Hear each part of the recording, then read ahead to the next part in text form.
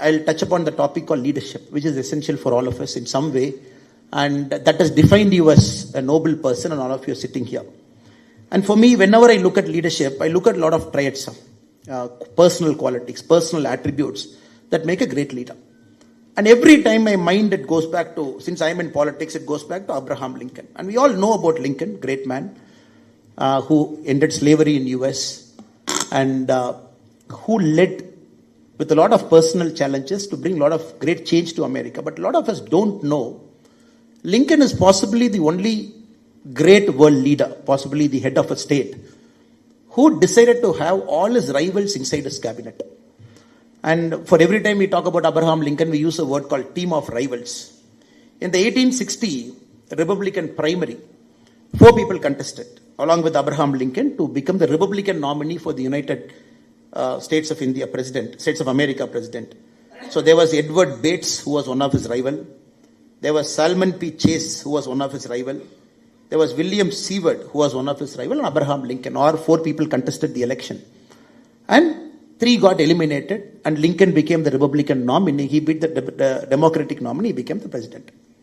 When he took over charge as the President of the United States, he was deciding how his cabinet should be. Normally, you tend to take people from your own party, people whom you know, people whom you are comfortable with. But in this case, Abraham Lincoln decided to call his rival in the primary, Edward Bates. He said, "Can you come and join my cabinet?" And Edward Bates said, "No, I just fought against you in the primary." He said, "It's okay, please be my Attorney General, because this country needs the best of people. It doesn't matter what race, color, creed, or what party we belong to." So his principal rival, he made him Attorney General. And Salmon P. Chase, who was again his principal rival, he made him Secretary of Treasury. And William Seward, who was again his principal rival, he made him Secretary of State. This is a very unique cabinet where all the 4 people who contested to that prestigious post, 3 people inculcated into his cabinet. And this makes Lincoln one of the greatest statesmen the world has seen. Bringing rivals, using the knowledge and taking it up. That I keep liking with Rotary. That is what when I mentioned initially. It is a test of leadership because the kind of people whom we bring in, very stable, and everybody knows who is there, everybody knows who is the outgoing, incoming, so that there is a very clear chain of command, and then we only focus on the job to be delivered, we get it done. So this I thought is a huge parallel with respect to how Rotary is functioning. And anybody who's sitting in a position of power, we all tend to make decisions, and many of the time it is a moral decision. You mentioned about a certain budget, where to put that budget. Can it go to rural rejuvenation? Can it go to lakes? Can it go to a government hospital, government school? It is always a moral choice.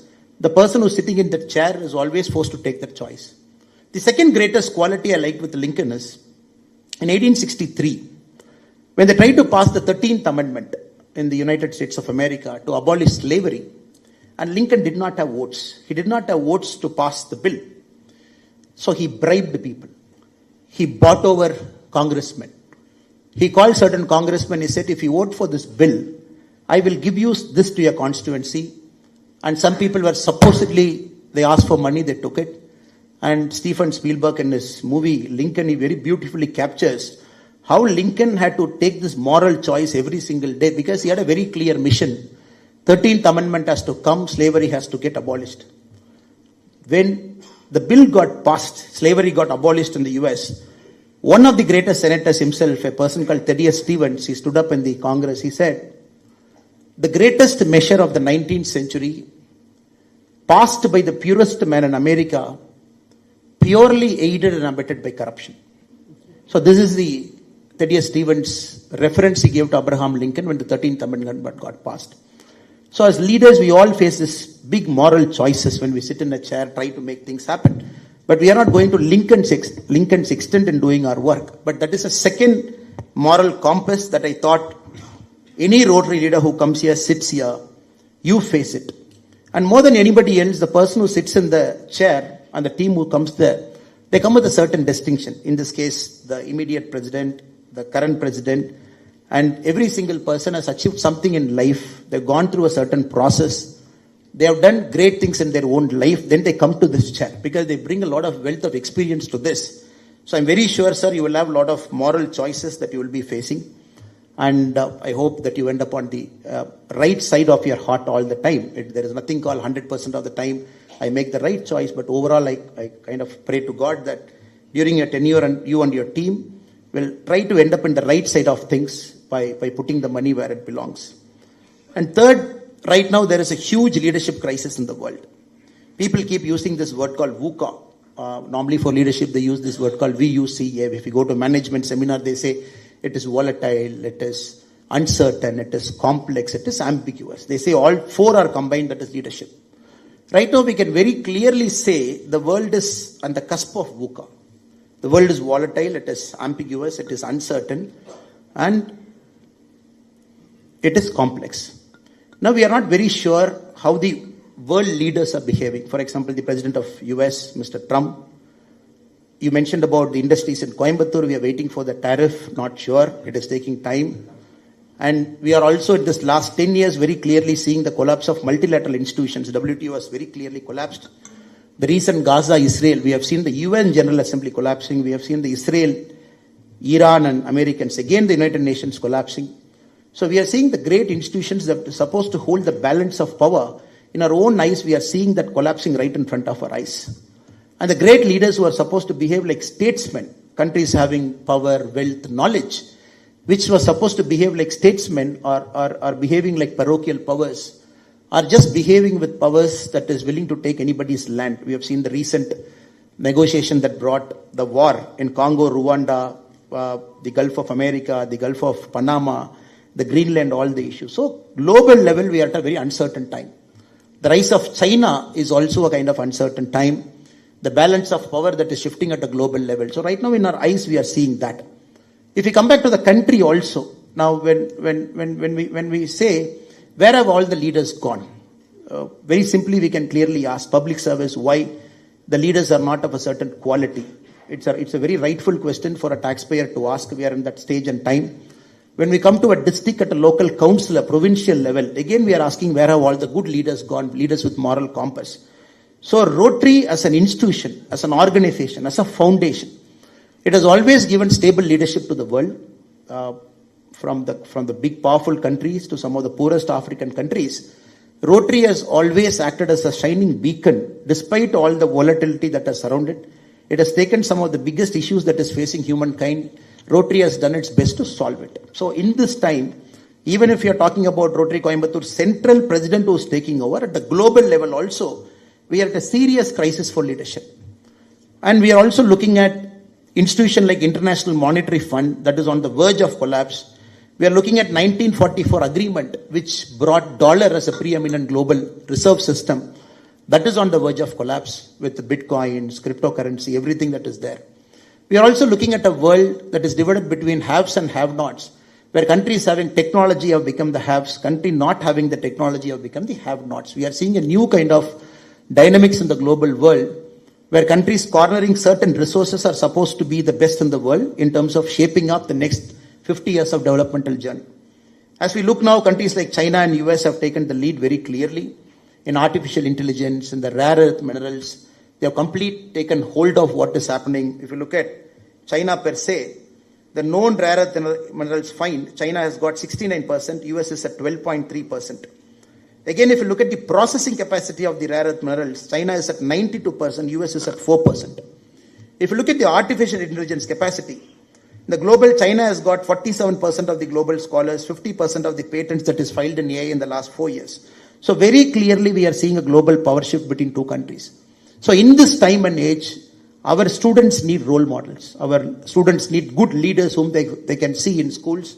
Students whom they can see good leaders in colleges who will inspire them to become better citizens. Give whatever the society has given them, give it back. Whatever they choose to do it in life. But you mentioned a word called service before self. That discipline has to come to a student who's in a school right now so that he becomes a better leader 20 years from now. So right now the world is short of role models. And all of the students, many people in the college are looking forward to good leaders. So there I personally believe good leaders at the local level, at the Rotary level, good leaders at the civic institutions level. A lot of great leaders are sitting in the many rows here. And some of the great leaders at the civic institutions level. So they have to act as great role models for school, college students so that they can aspire to be leaders like them in the future. They can connect somebody to this attribute. Saying this word called service before self is very easy. But connecting a person service before self is very tough. So there I am very sure many of our students can connect to all the great people who are sitting in this room here.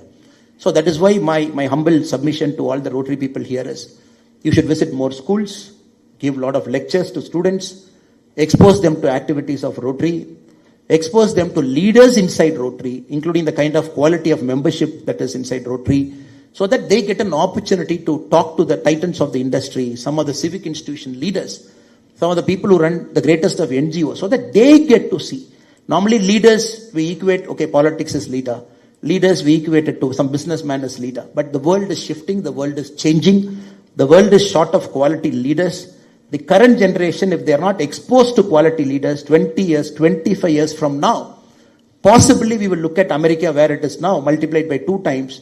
The parochial powers, the way they are dealing it now, multiplied by 3-4 times. So that is my humble appeal to all the eminent members who are present here, to consider my humble suggestion to engage more with the government school, engage more with private schools as well, with the college students also. Also get a program where a student above a certain age, maybe above 18, maybe around 20, maybe around 25, given a leadership grounding at the Rotary level. And that student, if they get an exposure for about 3 months, 4 months, 5 months, at a Rotary level, a grounding in leadership. Seeing is believing. Meeting people is believing. Seeing the work is believing. How a wealth is channelized for the greater good of the society. If they get an idea what is happening, at least opening our inner workings to those kind of people at that age, impressionable age where mind easily forms and mind easily deforms, I think that is also one of the greatest contribution Rotary can do for the world, because I'm making this point for a fact that the world is short of quality leaders. Political leaders are political leaders, because at the end of the day, politics happen. And any leader who is introduced to a school, moment he or she is from politics, there is a certain segment who might like that leader, a certain segment who might not like that leader. But many of the people sitting in this room are common leaders. You transcend ideologies, you transcend political parties, you transcend a lot of things. So I humbly request, if there is any Rotary that can make this initiative, Rotary Central can make it happen, because of the quality of leaders we have inside this August gathering. And last but not the least, and my one more humble suggestion to the incoming president is, sir, it is also true that when Murali sir mentioned, we were sitting in a stage, many of our, in this age and time, the voices that we say also get misrepresented. And many times you take a stand, you speak something that easily gets misrepresented, that you're getting into politics, or maybe you're supporting a political personality or a political party, all those things.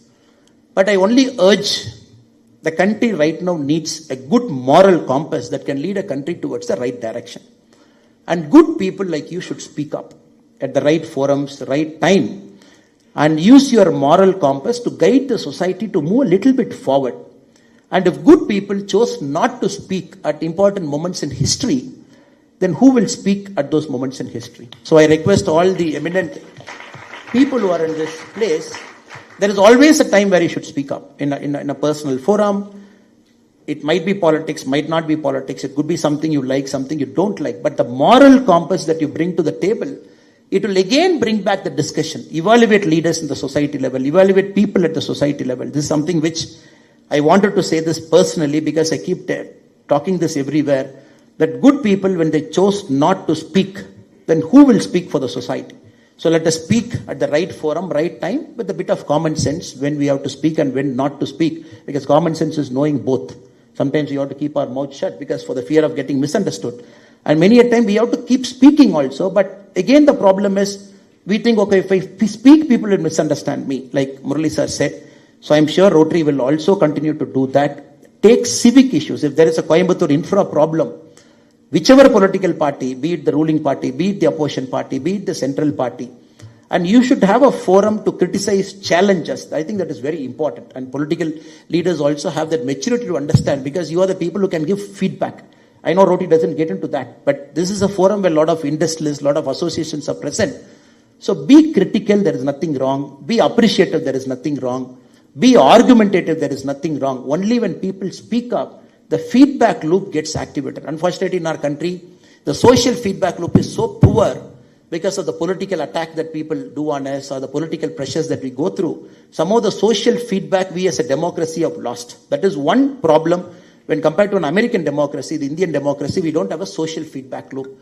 I'm sure that you will consider at different forums. Whatever it is you speak, when the MSME is in crisis, please speak, please make your point. When good or bad is happening, please make your point. When you think any improvements have to happen, please make your point.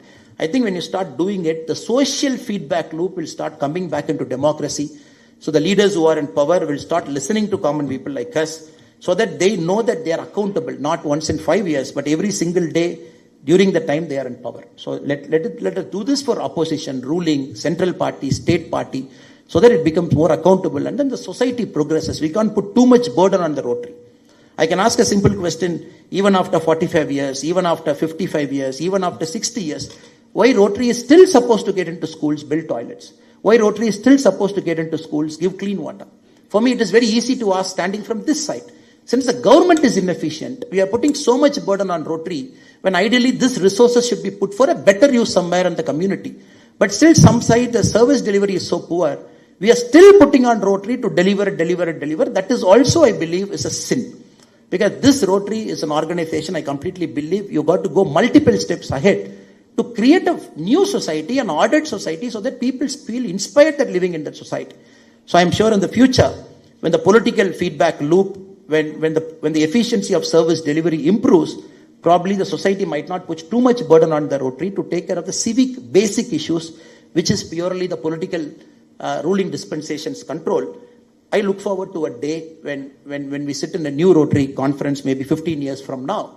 The thing that we talk would be about promoting a new age ecosystem, promoting a new age entrepreneurship, promoting something different. I look forward to that day in Rotary. Probably you will be the pioneers leading that change. So once again, I take this opportunity to thank the wonderful president who's coming in, Rotarian B. Vijay Anand, and the wonderful past president who was like a karma yogi, finished his work and quietly standing behind the new president and assisting Bharat D. Shah, and all the wonderful people who are in the stage and great people who are here. Thank you so much for your patient listening. Namaste.